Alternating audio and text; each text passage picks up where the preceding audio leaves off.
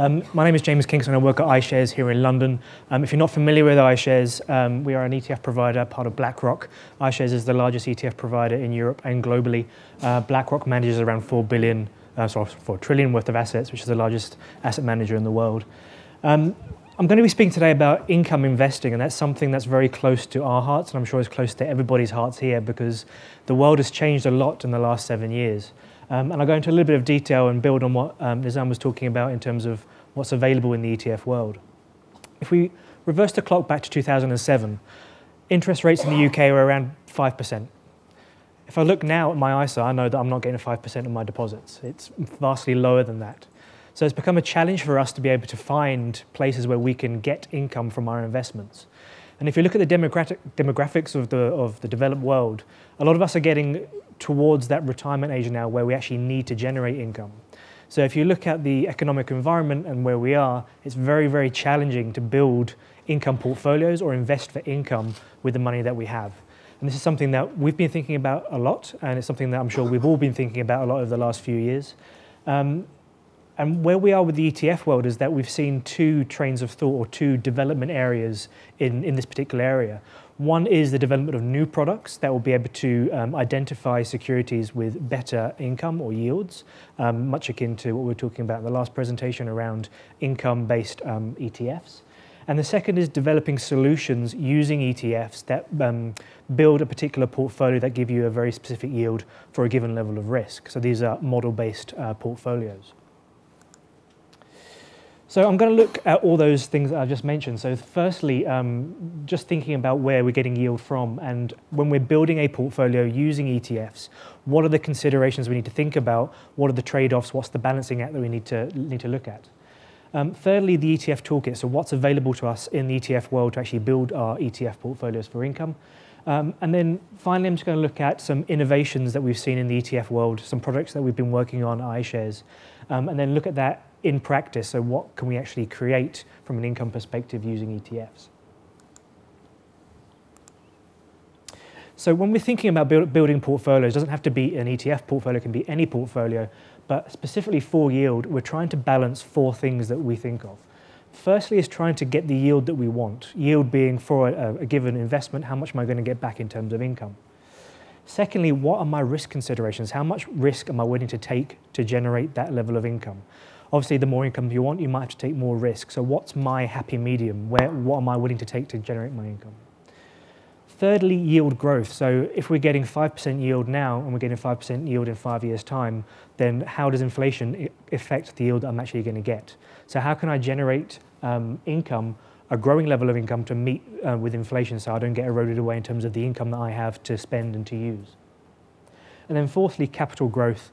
If I invest 100 and I get 5 each year, then I want to have more than 100 in 5 years' time. So having capital growth in the portfolio as well as income is a very important consideration for actually building your income portfolios. So we've taken these principles and we've taken these notions about creating a portfolio and we've tried to put it into a very systematic process. And it's a systematic process that we use within BlackRock when we're creating our model portfolios and when we're talking to our clients about using ETFs.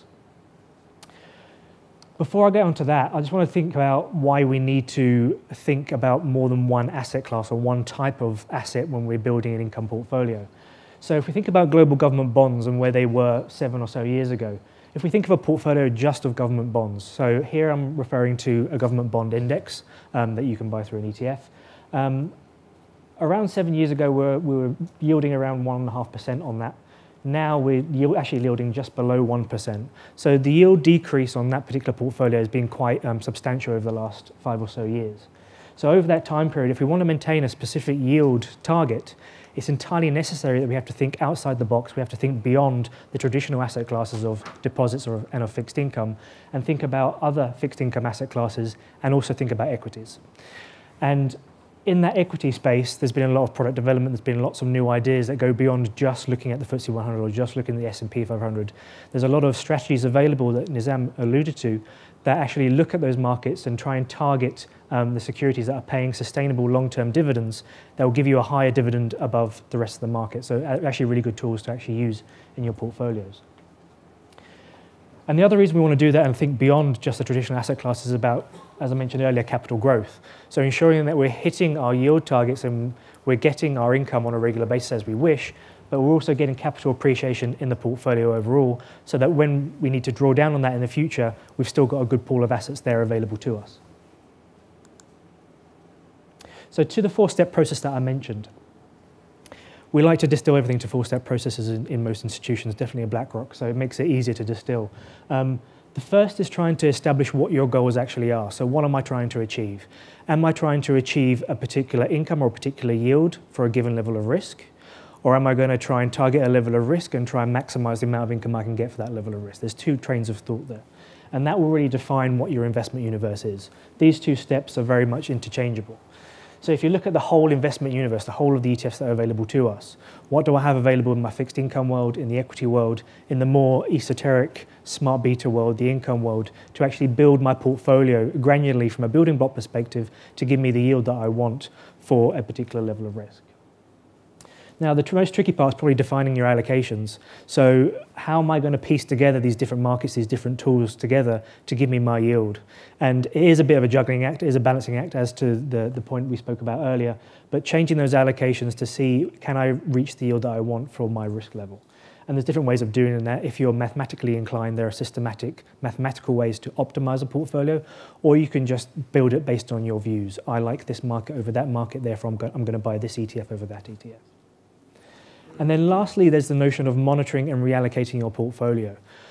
I know I do this myself. I buy a portfolio and I don't look at it for about 6 or 7 months. But it's very important that you do look at this and make sure that it's hitting your yield targets and it's hitting your volatility targets, because if you don't look at it, it can change very markedly over a period of time. If you don't look at it, for example, over July 13th to July 15, the equity portion of the portfolio can grow quite substantially.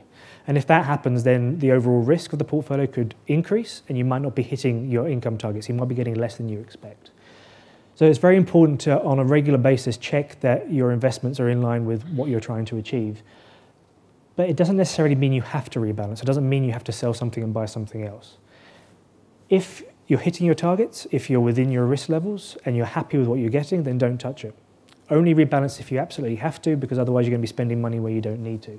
And that's an important consideration that we use when we're building our portfolios, because if you do lots of trading, it becomes very expensive and that erodes on the total value of your portfolio and the total income that you're generating. So the ETF toolkit, we had a very good presentation just now about what ETFs are, so I'm not going to spend too much time on this. Essentially taking mutual funds, listing them on exchange, and you're getting a very broad access to a market. An ETF is designed to track an index. An index is designed to track the performance of a market or a subset of that market. And increasingly now we're seeing more indices that are becoming more systematic in that they're trying to be more clever. They're trying to find securities that have a higher yield, that are value stocks, that have lower volatility. And these are providing more tools available to us to be able to build better portfolios. So the benefits of ETFs in the income sense is their flexibility. The first thing is diversification. So again, accessing a whole market or a whole subset in one individual trade. That is a huge benefit of ETFs. You don't have to go and buy individual securities, and you're not reliant on individual securities for your performance, which can put a lot of risk in a small number of securities. Secondly is transparency, so seeing what's in your portfolio at any given point in time. If you're holding a lot of active managers, sometimes you won't have that visibility. Sometimes there's a lag on visibility, but with ETFs, you know exactly what's in there, what it's worth at any given point in time, and that's hugely beneficial for knowing what your risks are. Now, thirdly, liquidity. ETFs you can trade any time of the day during open market hours. They're very liquid, and the fact that you can do that provides an additional layer of liquidity, which is good from a cost perspective. So the fact that you've got this buying and selling on exchange actually reduces the cost that you pay to buy that fund and sell that fund, rather than going directly to the fund that you would normally do in a mutual fund or an active fund. So there's a huge benefit of using ETFs from a costing perspective and a liquidity perspective. Cost efficiency, the last one. But the biggest point about ETFs that we talk about a lot in what we do at BlackRock in terms of building portfolios is the notion of taking a building block approach to building your portfolio. So you can, if you look at the ETF, the ETFs as building blocks, this is the iShares range broadly divided up into different types of themes. You've got ETFs on broad markets, so FTSE 100, MSCI USA. You've got MSCI World, which is the whole developed stock market world. And then you can look at goals-orientated type products, so products that are trying to find a specific level of income, the securities that are paying a sustainable income over the long term. Quality companies, minimum volatility companies, so you've got a lower volatility, but you still get the broad access to the market. And then you've got very targeted exposures, so you've got sector funds, you've got country funds, you've got regional funds, you can use ETCs on gold and other physical commodities. So there's a vast array of products that you can use, and you can piece them together in any way that you want.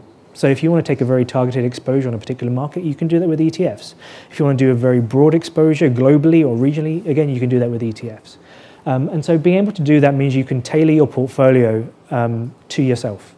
You can tailor it to a particular risk level, you can tailor it to a particular income level, and you can adjust that very easily by buying and selling through your platform, through your advisor, to be able to get the outcome that you really want.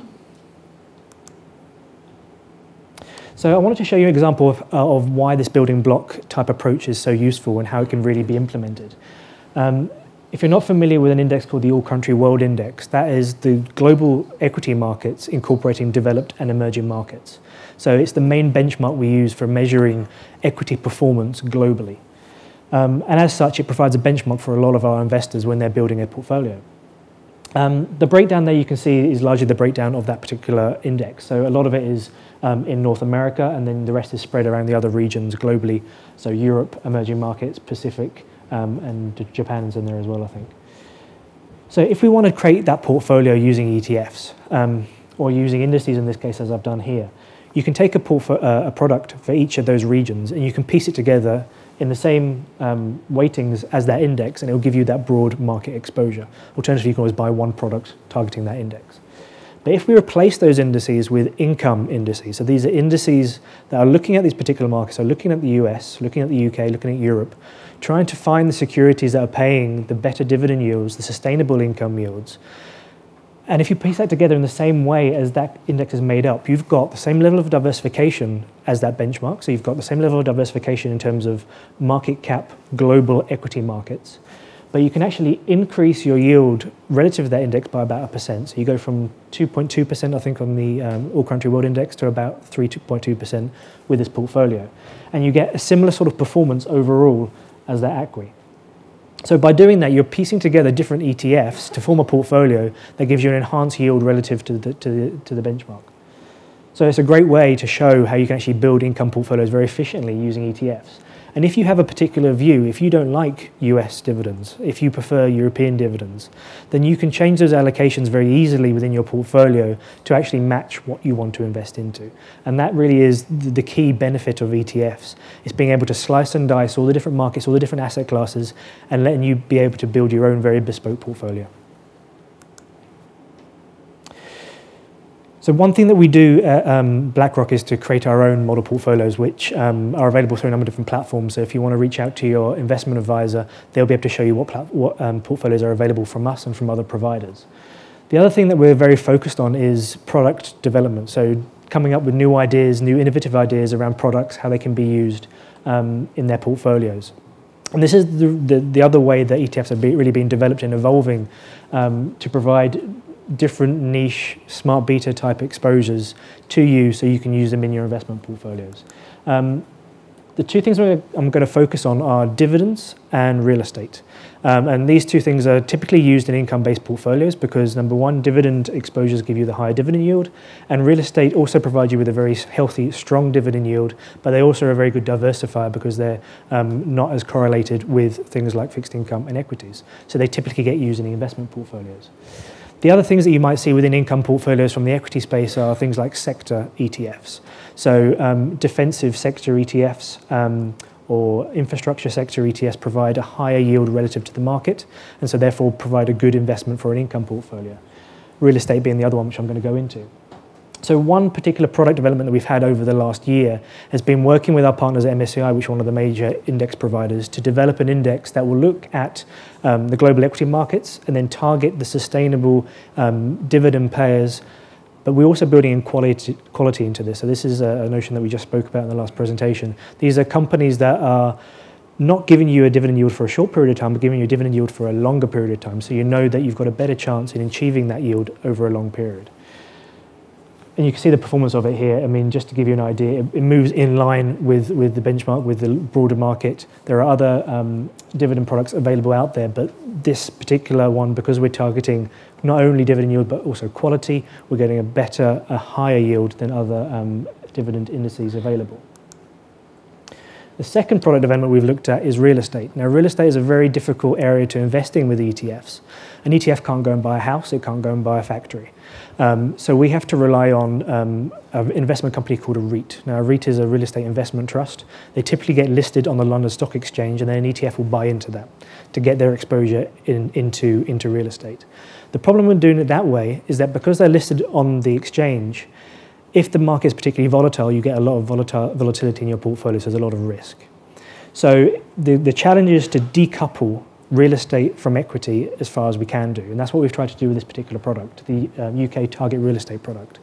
And the objective of doing this is to provide access to real estate which is less risky than REIT investments, but still provides you with a very good yield in line with that underlying market, and that's essentially what we've done. And we're starting to do or to use these products now in our own portfolios that we're managing, and we're seeing a lot of interest from a diversification perspective and also from an income perspective. So this is a really great tool for using in income portfolios when you're trying to get your very bespoke allocations. So I'm not going to go into Q&A now, I'm going to be available afterwards, but just to wrap up what we were talking about. There are a couple of, we've been seeing this income problem for the last few years, and we're challenged as to where we're going to find it. So there's two main ways that we've been trying to develop that in the ETF industry. One is coming up with new innovative technology, so new products, the income product and the real estate product I'll show you. And the other one is to develop ETF portfolio solutions, which you can talk to your advisor about, and they're available through a number of different platforms. Those utilize the full spectrum of the ETF world. They blend them together to give you a particular income yield.